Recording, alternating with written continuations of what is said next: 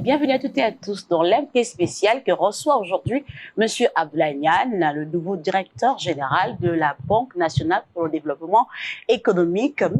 Niane, bonjour. Bonjour madame. Merci de nous recevoir chez vous. Je vous en prie. Alors, je le disais tantôt, vous êtes le nouveau directeur général de la BNDE. Vous avez pris les rênes depuis environ une année. Alors, comment la banque évolue-t-elle sur le plan opérationnel? Merci madame de nous donner l'occasion de nous adresser au grand public dans le Sénégal et partout dans le monde, puisque je sais que votre plateforme est suivie. La banque se porte certainement mieux qu'il y a un an, un peu moins d'un an d'ailleurs, quand j'ai pris les rênes de la banque. J'ai pris les rênes le 28 février 2023 précisément, dans un contexte marqué par beaucoup de contraintes, crise de liquidité, crise financière et prudentielle, avec un résultat à fin 2002 de 453 millions, précisément. Au terme de cette année, de l'année 2023, la BNDE prévoit un atterrissage avec un renforcement conséquent de ses fonds propres, avec une augmentation du capital social sans précédent de 11 à 62 milliards, donc une hausse de 51 milliards, assurant ainsi une grande partie de la conformité prudentielle de la banque, parce qu'il y avait aussi cet enjeu. En outre, on note un accroissement considérable du total bilan, 33% durant l'année, plaçant ainsi la BNDE dans le top 10 des banques sénégalaises, alors qu'elle se positionnait il y a un an à la 19e place, sur un total de 26 banques. Le résultat projeté à fin décembre 2023 s'établit à plus de 10 milliards. Fort de toutes ces précisions, vous convenez qu'un travail important a été abattu avec le soutien des autorités, parce que cela a été fait par rapport à un volontarisme très clair de l'État du Sénégal, mais il reste encore du chemin à faire.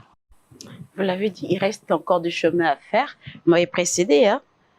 Vous venez de boucler courant en décembre 2023 une augmentation de capital record.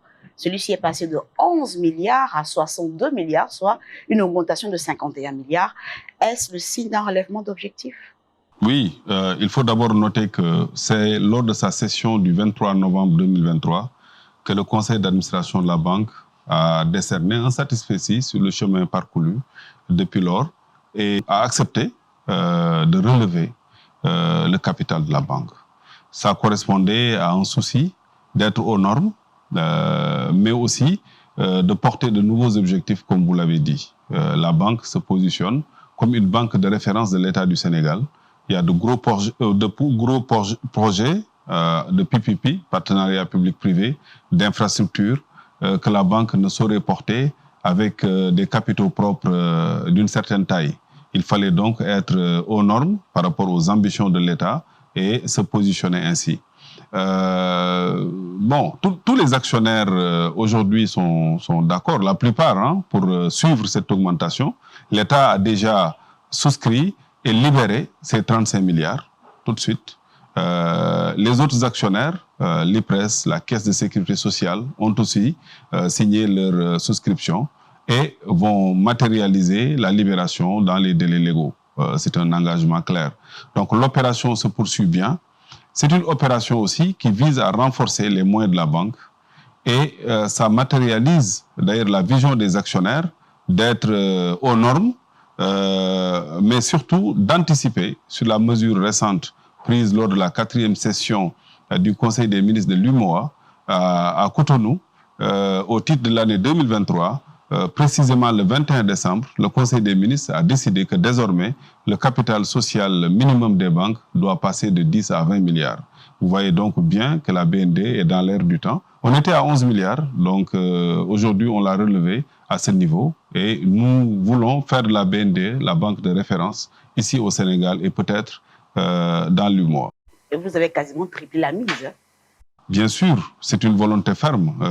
C'est une volonté prise depuis plusieurs mois de faire de cette banque une banque de référence. Le Premier ministre du Sénégal l'a annoncé lors de sa déclaration de politique générale. L'État du Sénégal a des ambitions de créer un grand holding bancaire et d'avoir un levier consistant à l'heure de l'exploitation du pétrole et du gaz, à l'heure où les PME, PMI doivent être soutenus, il faut avoir ce levier et la BND est peut-être un des éléments qui formera ce levier. Alors, votre statut de banque publique, prolongement des actions de l'État, est-ce un avantage ou un inconvénient dans un marché de plus en plus marqué par des réglementations strictes? Je dirais d'abord un avantage, puisque vous savez que dans nos économies, l'État est l'acteur majeur. Avoir à ce titre une banque à participation publique majoritaire, telle que la BNDE, se trouvera forcément privilégiée dans l'orientation des opérations financières de l'État. C'est ce qui s'est passé durant cette année. On s'est positionné comme étant la banque, l'instrument financier de l'État, et ça a complètement changé la taille de la banque et ses performances. En qualité de garant en dernier ressort du secteur financier, l'État veille vigoureusement au respect de la réglementation bancaire. À ce propos, vous remarquerez que, en sa qualité d'actionnaire majoritaire de la BND, l'État du Sénégal a anticipé même le rehaussement du capital. Et toutefois, être aussi à côté de l'État peut constituer une grande contrainte, surtout si on regarde la limitation des opérations avec les parties liées, fixée à 20% des fonds propres. Des interventions de l'État, nos relations avec l'État font que très rapidement on dépasse ce seuil. C'est ce qui se passe d'ailleurs aujourd'hui et nous sommes en discussion avec les autorités pour placer la banque, en tout cas dans une situation de continuer à accompagner les projets d'infrastructure. Cette contrainte d'ordre réglementaire, avec l'avènement de BAL 3, prévoit aussi une déduction directe sur les fonds propres de cet excédent, de ce dépassement de la norme liée, et ça fragilise un peu la BNDE. Donc, oui, c'est une opportunité, parce qu'on a quand même, avec l'État, beaucoup de flux. L'État veille aussi au grain. Quand la banque a des difficultés, l'État nous accompagne, mais c'est aussi une contrainte, parce que la réglementation bancaire est uniforme, et malheureusement, nous sommes un peu tenus d'avoir la pédale douce, et ça nous ralentit dans nos ambitions. Ça vous ralentit de vos ambitions, à la fois un avantage et un inconvénient, on reste sur ce point. Alors, les PME représentent une cible souvent risquée. Quelles sont vos recettes en la matière? Oui, c'est une question bien pertinente que vous posez, en particulier dans le contexte actuel marqué par le resserrement de la politique monétaire. Vous avez certainement remarqué que le comité de politique monétaire a décidé, lors de sa dernière session, du relèvement du taux directeur de 0,25%, rendant ainsi la ressource plus rare et plus onéreuse. Dans un tel contexte, servir un taux adéquat aux PME-PMI relève presque de l'exploit. Mais la BNDE, durant toute l'année, a essayé d'être résiliente. Nous avons essayé de suivre la rareté de la ressource tout en servant à nos clients un taux adéquat.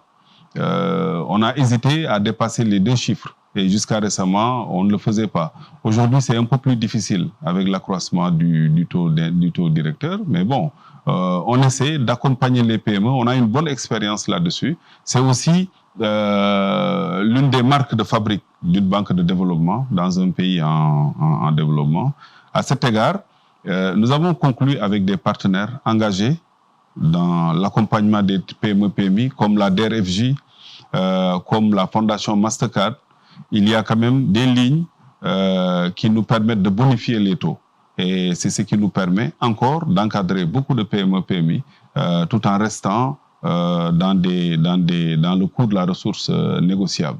Notre cadre d'appétence au risque prévoit des modalités de gestion associées à cette catégorie de contrepartie. Il y a les assurances, le FSA en Afrique et beaucoup d'autres types d'institutions qui accompagnent les PME-PMI. On essaie de nous spécialiser aussi dans l'exploitation de ces partenariats pour mieux aider les PME-PMI. Je dois noter à la fin que pour l'accès à la commande publique, un partenariat a été signé récemment avec la Caisse des marchés publics qui dépend de la Caisse des dépôts et consignations du Sénégal et ça nous permet d'encadrer les PME pour un meilleur accès à la commande publique. Donc nous sommes bien dans ce terrain, nous comptons y rester. Malgré le développement de la banque, nous comptons y rester. Vous êtes bien sur ce terrain, vous Exactement. comptez y rester. Effectivement. Vous avez largement dépassé les objectifs, 62 milliards. Alors, quels sont vos objectifs majeurs, vos perspectives majeures en 2024? Je l'ai dit tout à l'heure, l'État du Sénégal entend constituer un pool bancaire, une holding bancaire qui aura à servir l'économie de façon performante.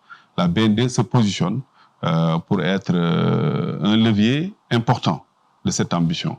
Nous comptons donc digitaliser aussi nos services parce que ce n'est pas forcément le fort des banques africaines. La BND n'y échappe pas. Le service à la clientèle est aujourd'hui l'un de nos axes privilégiés. Ensuite, tous nos process doivent être digitalisés. La BND voudrait passer le label d'être une banque verte. Et pour cela, la digitalisation est un pilier important. En plus, la direction générale, de concert avec le conseil d'administration, veillera à renforcer les actifs de la banque et l'inscrire dans une dynamique de croissance et de rentabilité pour en faire une des banques de premier plan sur la place de Dakar et peut-être au-delà dans la zone UMOA. Alors, Monsieur Niane, c'est le mot de la fin. Il ne nous reste plus qu'à vous souhaiter un bon positionnement. Et merci d'avoir été l'invité spécial de Financial Afrique et de vous être prêté à notre jeu de questions-réponses. Merci Madame. Financial Afrique est un partenaire privilégié de la BNDE. J'ai trouvé ce partenariat sur place. J'entends le raffermir et l'amplifier. Et cette étape est une illustration effectivement de la qualité de nos relations. Je vous remercie. Merci. Merci également à vous pour la fidélité renouvelée à Financial Afrique. C'est tout pour l'invité spécial d'aujourd'hui. Nous donnons rendez-vous la semaine prochaine dans un nouveau numéro.